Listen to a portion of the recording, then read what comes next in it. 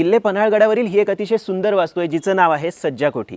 सज्जा कोठी असं नाव असण्यामागे एक कारण आहे, ते म्हणजे सज्जाचा अर्थ होतो बाल्कनी किंवा गॅलरी.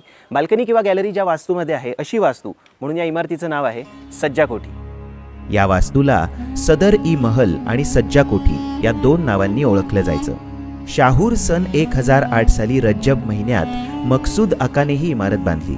किल्ले पन्हाळगडाच्या पूर्व दिशेकडील बाजूस तटबंदीला लागून असलेली ही इमारत वास्तुकलेचा एक उत्तम नमुना आहे. त्यामुळे या इमारतीमध्ये किल्ल्यावरील प्रमुख व्यक्तींचं वास्तव्य असायचं. या इमारतीमधून तुम्ही पाहू शकता किल्ले पावनगडाचं दर्शन होतंय, त्यासोबतच पूर्वेकडील संपूर्ण प्रदेश आणि वारणा नदीचं खोरं सुद्धा दिसतंय.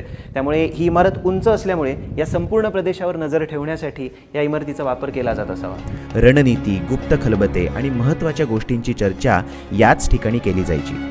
तसेच छत्रपती शिवाजी महाराज आणि छत्रपती संभाजी महाराजांची भेट सुद्धा याच इमारतीत झाली होती असं सांगितलं जातं.